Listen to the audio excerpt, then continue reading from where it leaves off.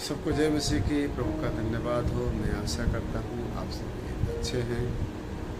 और आज हम लेकर आए हैं इसे कि हमारा जो सलाह है हमारे नौजवान भाइयों के लिए, वो परमेश्वर का वचन क्या कहता है कि जब आप उलझन में हैं तो सबसे पहले आप परमेश्वर की तलाश करें। जब हम उलझन में होते हैं तब हमें परमेश्वर को ढूंढना चाहिए।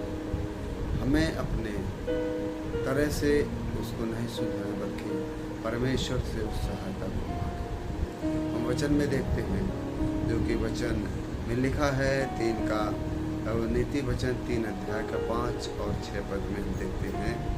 वचन कहता, तू अपनी समझ का सहारा न लेना वरन संपूर्ण मन से हवा पर भरोसा रखना, उसी को स्मरण करके सब काम करना, तब वह तेरे लिए सीधा मार्ग दिखाएगा। देखा भाई बहन, परमेश्वर का वचन कहता है कि जब हम उलझन में पड़ते हैं, जब हमें सही रास्ता नहीं दिखता है, तब हमें परमेश्वर की ओर अपना ध्यान लगाना, परमेश्वर से उसके वचनों को मांगना, परमेश्वर से अगुवाई मांगना है। तो परमेश्वर कहता है तब तू अपने समझ का सहारा नहीं ले, पूर्ण मन से मुझ पर भरोसा, तब मैं तेरे लिए एक सीधा मार्ग निकालूंगा। और जब हम घबरा जाते हैं, घबराहट में हमें कुछ नहीं दिखाई देता कि हम क्या ढूंढ रहे हैं, हमें क्या करना चाहिए। जब हम घबराहट में रहते हैं तो हमें क्या करना चाहिए हमें नहीं पता रहता है। तो अगर यदि हम घबराहट में हैं तो परमेश्वर के वचन की ओर हम देखें। यदि हम मसीही हैं, प्रभु पर विश्वास करते हैं, तो सबसे पहले हमें परमेश्वर के वचनों को ढूंढना है, परमेश्वर की ओर हमें ध्यान लगाना है। तो परमेश्वर का वचन कहता है मरकुस 11 अध्याय का 24 पद में देखते हैं। 24 पद क्या कहता हम पढ़ते हैं, इसलिए मैं तुमसे कहता हूँ कि जो कुछ तुम प्रार्थना में मांगो तो प्रतीत कर लो कि तुम्हें मिल गया और तुम्हारे लिए हो जाएगा। यदि हम किसी बात के लिए घबरा रहे हैं, चिंता कर रहे हैं, परेशानी में आ गए, तो याद रखो परमेश्वर का वायदा है, प्रभु यीशु ने वायदा किया है, तो मेरे नाम से जो कुछ तुम प्रार्थना करते हो उस प्रार्थना के अनुसार मांगो। अपनी जुबान को खोलो, प्रभु से बोलो। वो कहता है कि तुम मांगो और विश्वास करो कि तुम्हारे लिए वो हो जाएगा। मैं बहुत ज़्यादा परेशान होने की जरूरत है। प्रभु का वचन हमें सिखाता है कि परमेश्वर का वचन कहता है कि तुम बस प्रभु के चरणों में आकर उससे बोलो। वचन कहता है तुम मांगो मुझसे और तुम्हारे लिए हो जाएगा। यदि हम कोई निर्णय लेना नहीं ले पा रहे, हम कोई डिसीजन नहीं कर पा रहे, हम अपने लाइफ में क्या करना है, कहाँ जाना है, पढ़ाई कर रहे हैं, पढ़ाई के बाद हमें कौन सा सब्जेक्ट लेना है, या नौकरी में किस क्षेत्र में जाना चाहिए, या हमारा परिवार कैसे चले, हम किस रोजगार को चुनें। हमारे लिए परमेश्वर हमारे निर्णय ले देता है, क्योंकि वचन में हम देखेंगे कि परमेश्वर के लिए वचन हमारे निर्णय के विषय में क्या कहता है। तो हम देखते हैं भजन संहिता 119 का 105 में हम देखते हैं 119 का 105 का पद कहता है कि तेरा वचन मेरे पाँव के लिए दीपक और मेरे मार्ग के लिए उजियाला है। जब भी हम निर्णय नहीं ले पाते हैं, वचन की तरफ जाए। वचन हमारे लिए दीपक का काम करता है, हमें एक रोशनी देता है कि हमें किधर जाना चाहिए, क्या करना चाहिए, हमें कैसे निर्णय लेना चाहिए। प्रभु के चरणों में अपनी परिस्थिति को रखें, वो परमेश्वर बताएगा कि हमें किस बात में और किधर निर्णय लेना चाहिए, कौन सा फैसला हमारे लिए सही है। तो हमें प्रभु के चरणों में आना है, प्रभु के वचनों पर हमें ध्यान करना है। परमेश्वर हमारे लिए एक सुंदर और सीधा रास्ता निकालेगा और परमेश्वर हमें निर्णय लेने की सामर्थ्य देगा। यदि हम कठिनाइयों में पड़ते हैं, कठिनाइयों में हैं तो परमेश्वर पर भरोसा रखें।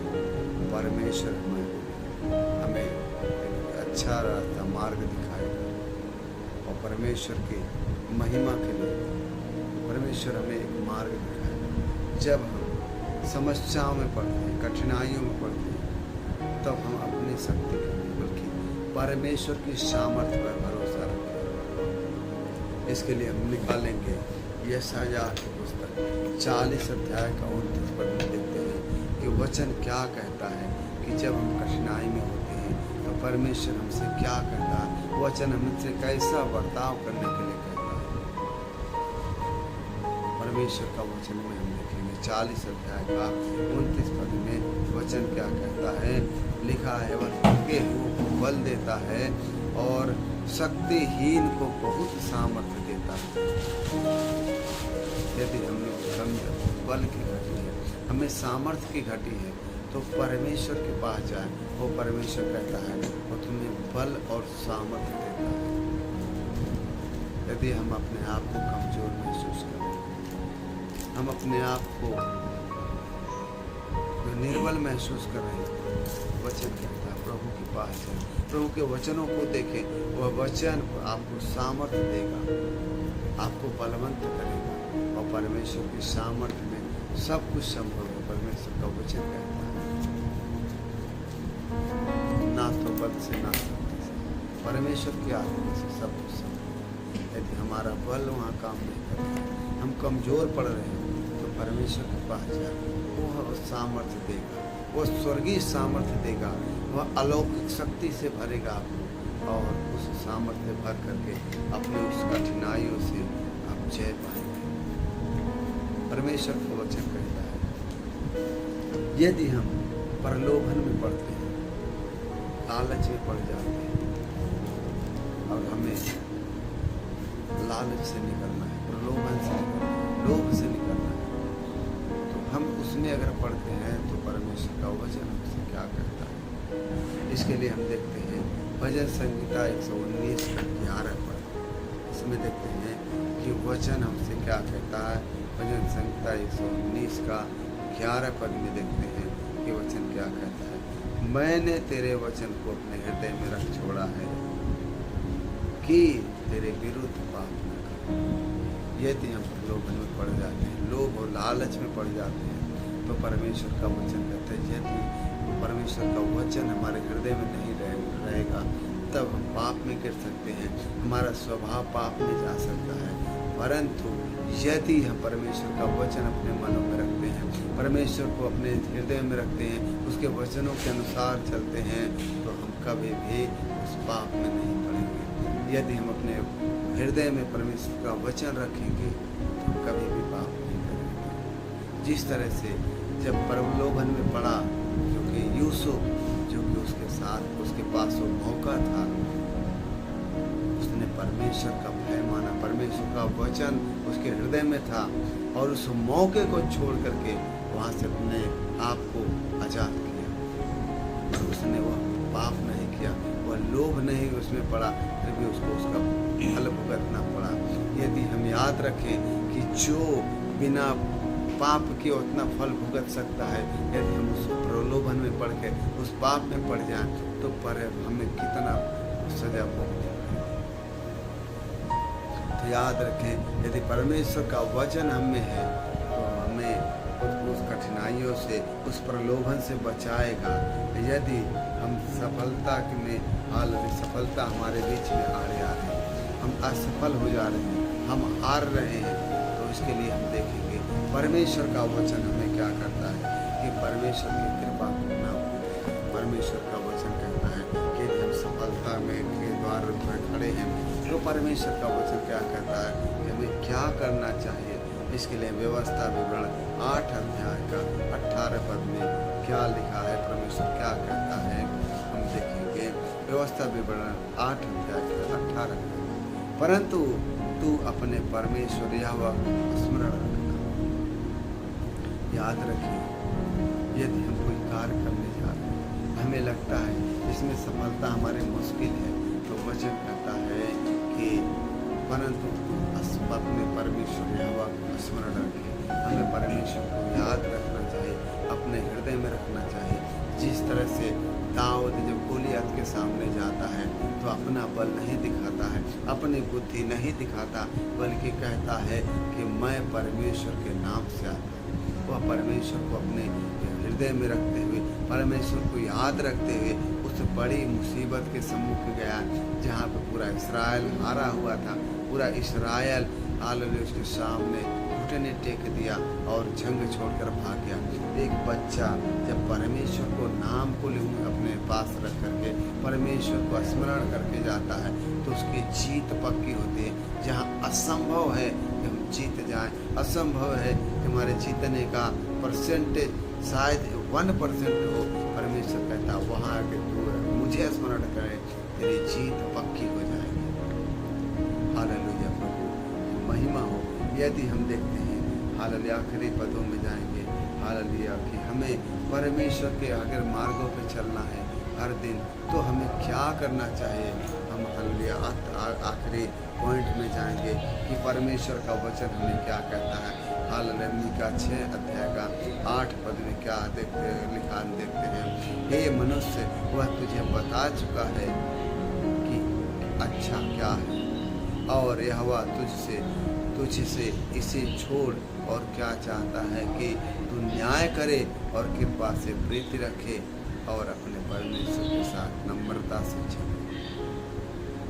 तो मेरे प्यारे भाइयों बहनों, ये नौजवानों के लिए एक सलाह है। जब परमेश्वर का वचन कहता है कि यदि जब हम उलझन में हैं तो परमेश्वर के वचन को देखें, यदि हम घबराहट में हैं तो परमेश्वर का वचन मरकुस 11:24 में हालेलुया हमें समझाता है। हालेलुया जब हम कोई निर्णय नहीं ले पाते हैं तो भजन संहिता 119 का 105 हमें बताता है कि हमें क्या करना चाहिए। जब हम कठिनाई में हैं तो परमेश्वर की शक्ति हमें कैसे बताता है कि हालेलुया यशायाह 40 का 29 पद में हमें कैसे सामने अगुवाई करता है, हमें उत्साहित करता है। और यदि हम प्रलोभन में पड़ते हैं, लोभ में पड़ते हैं, तब भजन संहिता 119 का 11 पद से क्या कहता है। हालेलुया परमेश्वर का वचन हमारे हर समय अगुवाई करता है। बस हमें बात है कि परमेश्वर के वचनों को अपने हृदय में रखने के लिए हालेलुया यदि हम सफलता के द्वार रास्ते पर चल रहे हैं और हमें कंफ्यूज है कि हमें क्या करना चाहिए, तो परमेश्वर का वचन कहता है और हालेलुया व्यवस्था विवरण 8 अध्याय का 18 पद में वो कहता है कि परमेश्वर को तू ना भूलना। और हालेलुया जब हम हर दिन अपने मार्गों पर अपने आत्मिकता में चलते हैं तो परमेश्वर का वचन मीका 8 अध्याय का 6 कहता है कि हालेलुया उसके न्याय के लिए और उसके मार्गों पर चलने के लिए। यह हमारे नौजवान भाई बहनों के लिए सलाह है कि यदि हम नौजवान हैं तो हालेलुया यह हमारे लिए चांस है कि हम परीक्षा में पढ़ सकते हैं। यह चांस है कि हम अपने करियर को लेकर उलझन में हो सकते हैं। यह चांस है कि हम परेशानियों को देखकर घबरा सकते हैं। यह हमारे लिए चांस है कि हम सही निर्णय नहीं ले पाएंगे। यह चांस है कि हम कठिनाई में भटक सकते हैं, घबरा सकते हैं, पर परमेश्वर की शक्ति पर भरोसा रखें। नौजवान यह हमारे लिए वो वक्त होता है जब हम अपने हालेलुया लोभ लालच में अपने अभिलाषाओं में पड़ करके परमेश्वर से दूर हो सकते हैं। परमेश्वर हमें आज्ञा देता है, हमारी अगुवाई करता है, हालेलुया व्यवस्था विवरण हमें सफलता में हालेलुया आगे बढ़ाता है। अरे रोज के जीवन में चलने के लिए मीका 6 अध्याय 8 का कहता है हमें कैसे चलना चाहिए। हमारे नौजवान भाइयों के लिए सलाह है कि जब तक हम परमेश्वर को अपने वचन में नहीं, अपने हृदय में नहीं रखेंगे तब तक हम शैतान के अधिकार में रहेंगे। शैतान हमें टेम्पटेशन में डालता रहेगा, परीक्षाओं में डालता रहेगा। यदि हम परमेश्वर का वचन अपने हृदय में रखेंगे तो यदि शैतान आता है तो प्रभु यीशु मसीह की तरह हम उसको वचन से जवाब दे करके उसको बाहर कर देंगे। परमेश्वर यदि आपसे बातें किया इन वचनों के द्वारा आपने कुछ सीखा है तो इस वीडियो को जरूर लाइक शेयर सब्सक्राइब करें ताकि परमेश्वर का अद्भुत वचन आपको एक नई शिक्षा देने के लिए जब हम डालते हैं तो आपके पास सबसे पहले पहुँच सके। प्रभु आपको आशीष करें। सब कुछ जय मसीह।